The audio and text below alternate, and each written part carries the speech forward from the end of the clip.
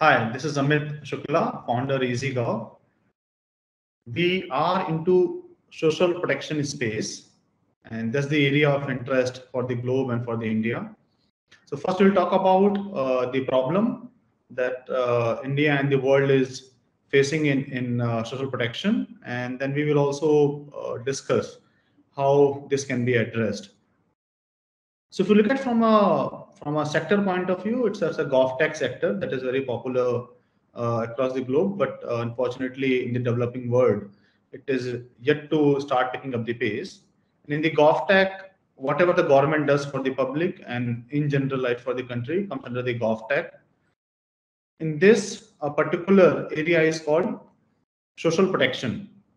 Social protection is basically to support the communities who are marginalized because of gender, religion, region, caste, physical attribute, or anything that is kind of the economic reasons, social reasons.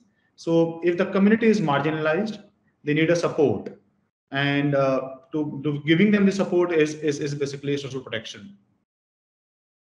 When we say support, it basically means five things: education, housing, health, food, and livelihood.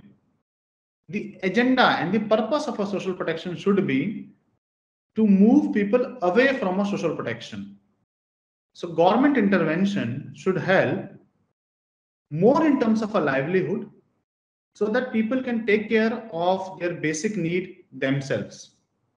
And this is the fundamental shift that is required in thinking of a social protection. In fact, as a country, India, we have already taken one step when our Honorable Prime Minister said Atmanirbhar Bharat. And the idea was the same, that the government social protection will not be able to help you with situation like pandemic. You have to be the self-dependent and self-reliance. Then only you can contribute to your family, to your progression, and more importantly for the nation building. So now coming into the numbers, why this problem is and what the scale of the problem is. So India has spent 15 lakh crore every year on social protection. And if you have to look these numbers with some of the key figure, so our current budget, the food subsidy spent has been budgeted for 2.42 lakh crore. The fertilizer subsidies are around 80,000 crore. PM Kisan alone is 65,000 crore. In fact, if you sum up the number that has been spent in last couple of years, it will touch 2 lakh crore. Manrega, a decade-old scheme, in fact, more than a decade, the current expenditure is 73,000 crore. And if you put all these numbers, you will find that the key scheme alone contribute to around 6 lakh crore of the expenditure every year on social protection. Our budget, this year budget is around 34 lakh crore. If you try to do a math, you will find that 25% of the money is spent on the social protection. I just talked about 6-7 schemes, and the sum was touching 5 lakh crore. To the surprise of everyone, a state will typically have more than 250 schemes for people. And in this process, what happens that whenever new government comes, they launch a scheme, but no one has a time to clean up the existing schemes. Agriculture alone has close to 100 schemes. The scholarships are in number 35. So if you and you have a same set of a bureaucracy at the ground level to execute these many schemes. 250 schemes with already constrained bureaucracy is very difficult. So bureaucracy ideal work is to basically to work for the improving the key indicators of the society. But right now they are more into the delivery of the welfare. Okay, what is the problem in welfare? The biggest problem of the welfare is who is beneficiary, who is farmer. Right now, one of our flagship scheme, PM Kisan Samman Nidhi Yojana, it says the person who owns the land, agriculture land, and is not a taxpayer or is not holding any government position, is not into the government job, and some more criteria define someone as a farmer. It is more of an exclusion criteria than an inclusion criteria for the farmer. And the reason is, it is very difficult to define who the farmer is. And when you put a condition like the person who owns the land is a farmer, you exclude all landless farmer.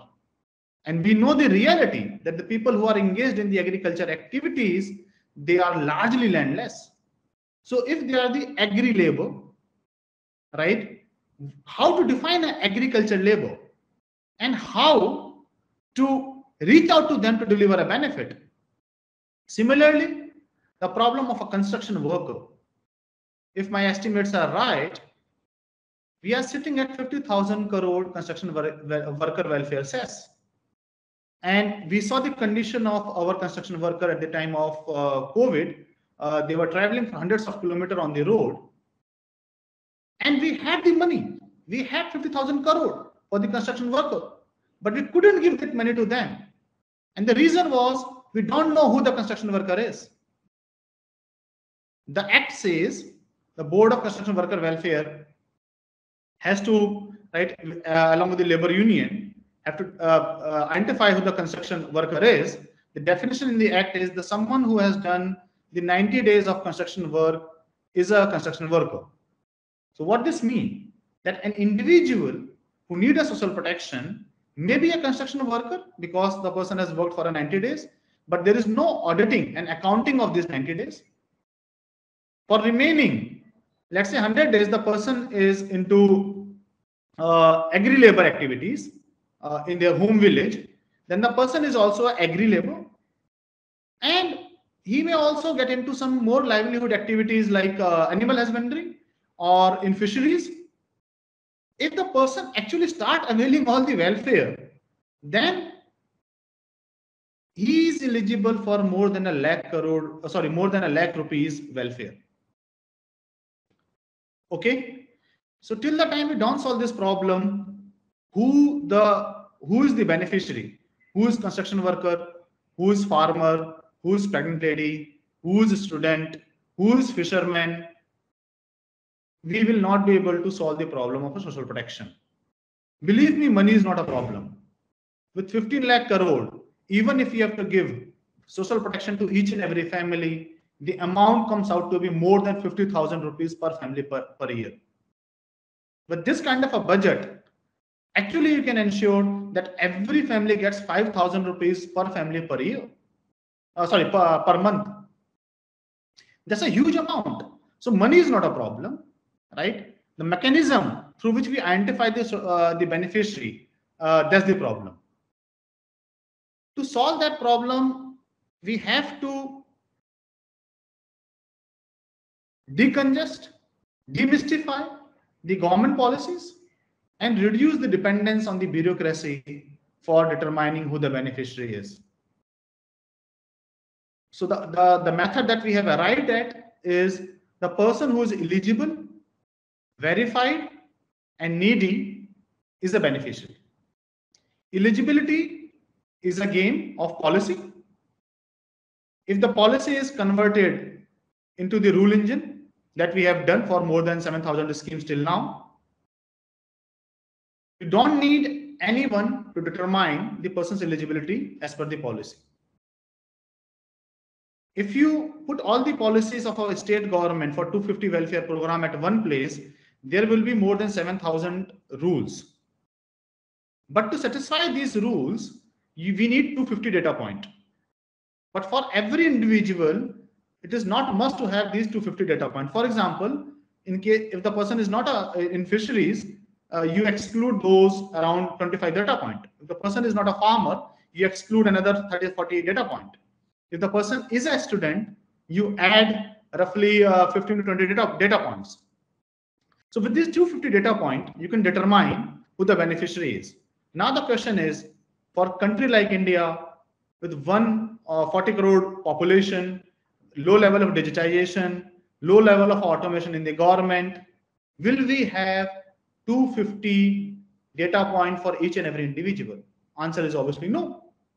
Even if the relevant data points are less than 100, will we have 100 data point? The answer is again no. So what we have innovated is basically let people say about their data point. We will only match the policy. Once the policy is matched, we know the person is eligible based on the information provided by the person. Now we have to check if the person is not lying. To do that, we verify electronic data with the electronic sources, whereas the data that is not available electronically is verified or can be verified through panchayat. So with only the involvement of a panchayat, and that comes to the another very important the point that we can discuss some other time. Mahatma Gandhi said, and we also acknowledge as a country with the 73rd and 74th Amendment of the Constitution of India, that we have to empower local self-government unit to improve the condition of the people at the grassroots level. So we leverage the power of panchayat to verify this data. We empower them with the ability to in the beneficiary identification and delivering the welfare to the person. The last thing is that is needy. Even if you have 55,000 rupees, the welfare program 250 in the number with the kind of rules it has, if actually you make a very transparent system, the government will run out of the treasury. The treasury will run out. So for that, what we are doing, like you have a CIBIL score for identifying the people who bank will give a loan, irrespective of all the eligibility criteria are met. Similarly, we have identified a needy score. Needy score is a score that determines whether this person is more needy than other person or not.